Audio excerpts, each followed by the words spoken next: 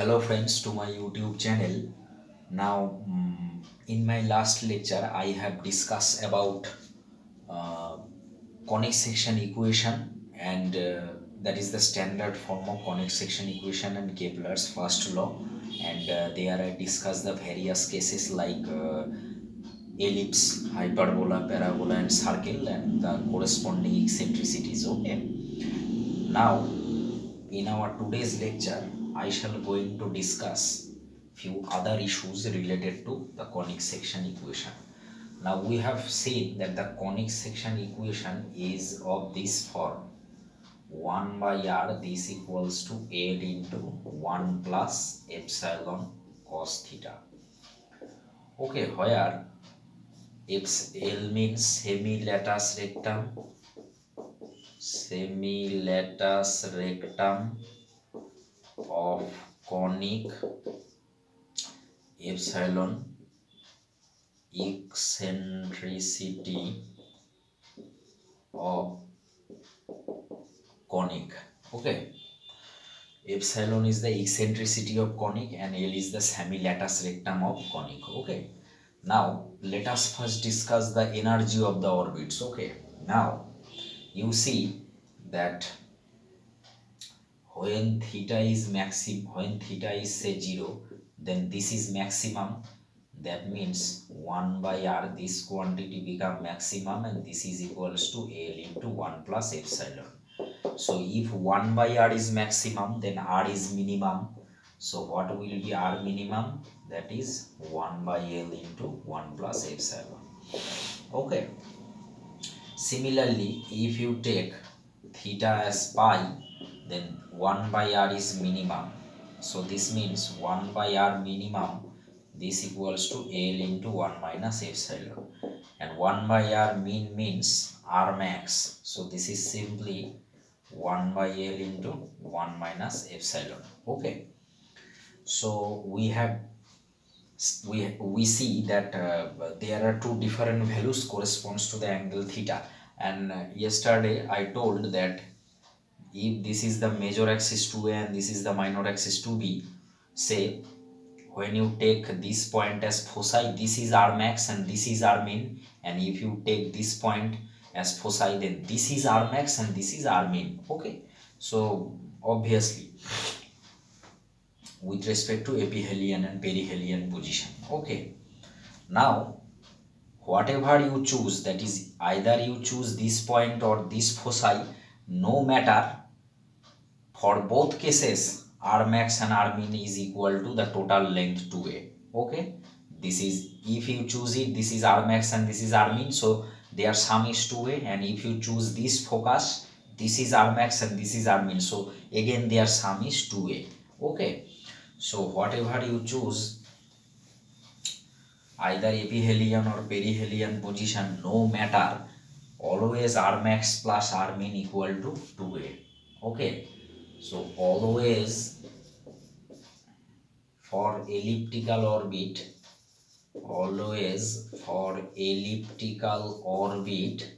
what we see, r max plus r min equal to 2a.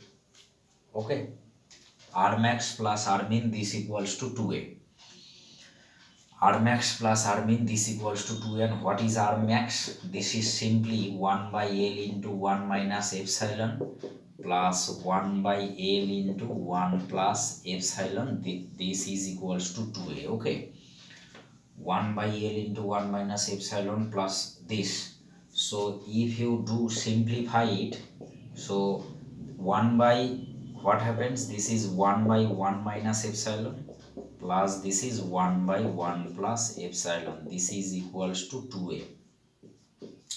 This is simply 1 by L, this is 2 by 1 minus epsilon square, this equals to 2a. Okay, so 2 cancels. Okay, so 2 cancels. Okay, so what, oh sorry, I have forgot to write few things. uh,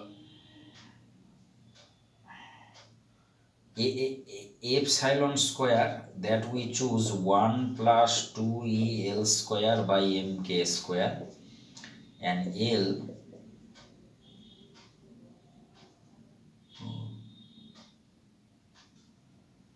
MK by L square. L is simply MK by L square. So what is 1 by L? That is L square by MK, and this is simply 1 by 1 minus 2 EL square by MK square. This equals to A. Okay.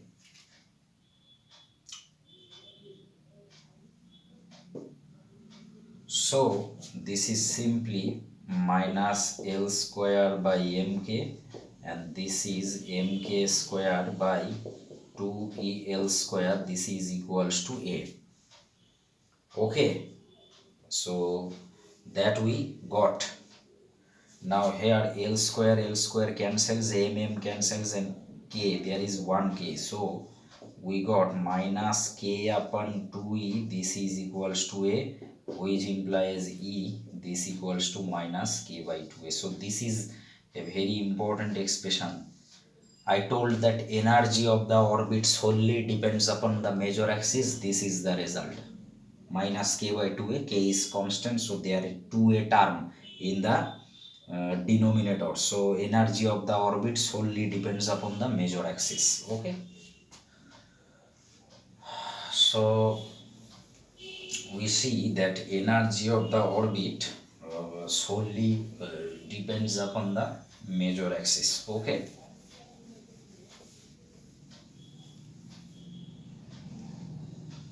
So E, that we get minus K upon 2A, that is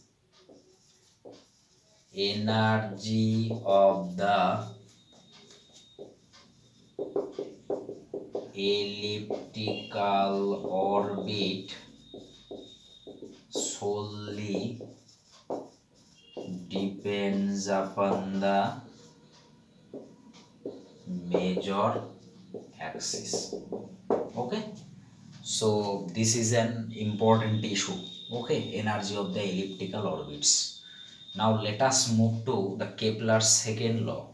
Okay, so let us move to the Kepler's second law.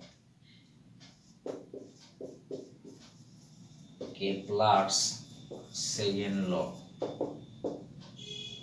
What does this law states? The line joining the sun to any planet traces out equal area in equal time interval. That means what?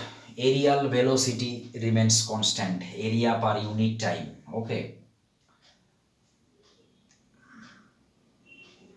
that is the line, you can say the line joining the sun to any planet traces out equal area in equal time interval. That means obviously aerial velocity remains constant. This is the mathematical form of Kepler's second law. Okay, the line joining the sun to any planet traces out equal area. The line joining the sun to any planet traces out equal area in equal time interval, and this is area per unit time in aerial velocity. So that means aerial velocity of radius vector is constant. Okay, so how we can justify it? So let's illustrate this with a example. Okay, so how we can verify it? So let us check it with a diagram. Suppose,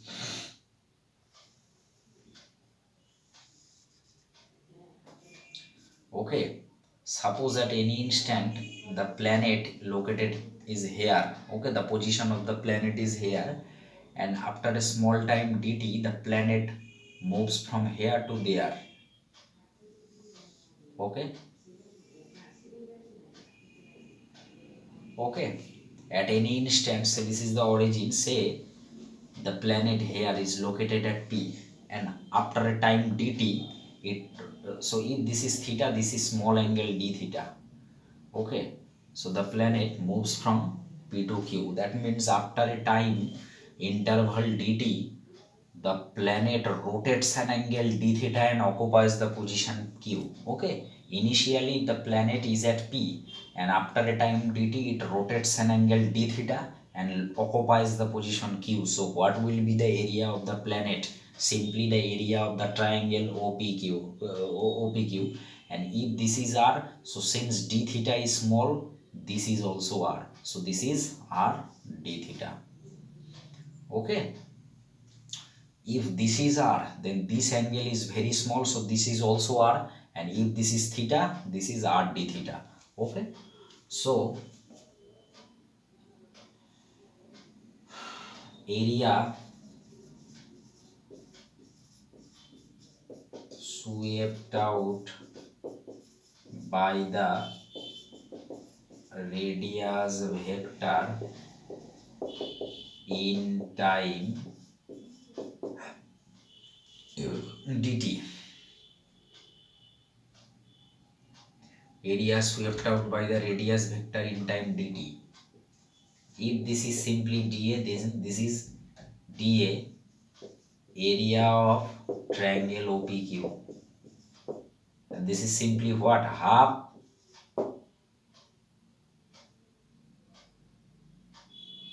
This is R and this is R d theta. So simply this is half R square d theta. Okay.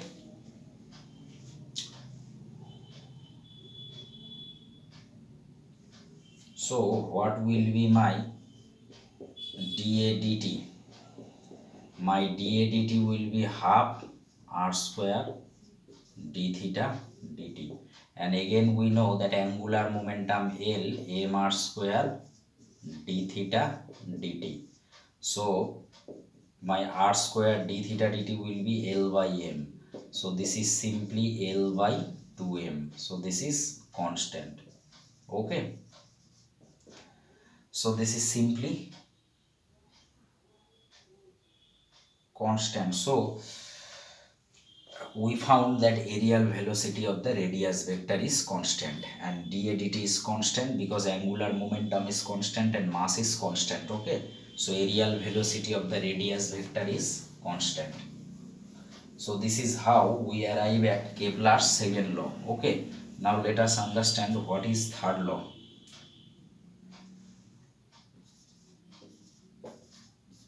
What is third law?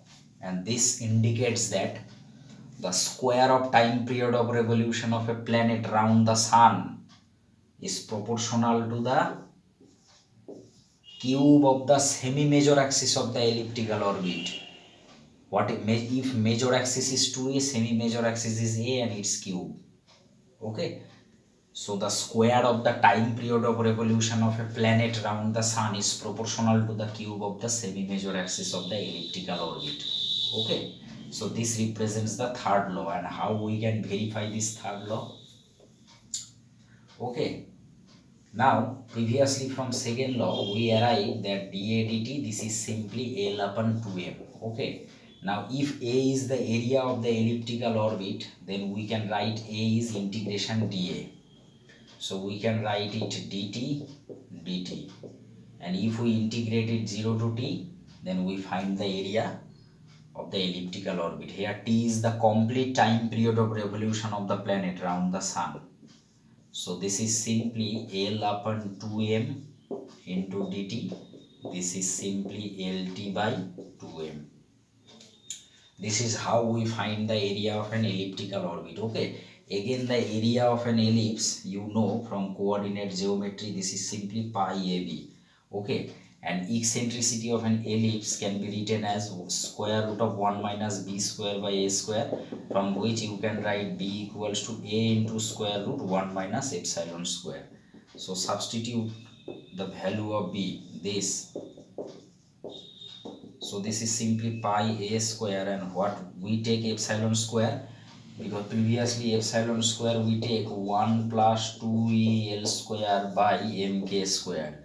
So epsilon square, this is 1 minus 2 EL square by mk square. Okay, pi a square square root minus 2L square by mk square. Again, we previously see that energy solely depends on major axis, minus k by 2a. So plus k by 2a. So 2 cancels, k cancels. So pi into a to the power 3 square root of L square by mk. Okay, pi a to the power 3/2 square root of L square by mk. Okay.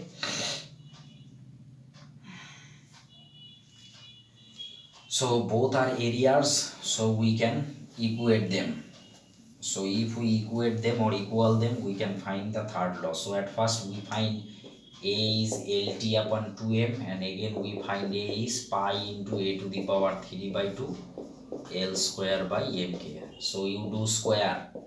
So L square T square by 4m square, this is equal to pi square a cube L square by mk. L square cancels. So T square will be 4m square pi square a cube by mk.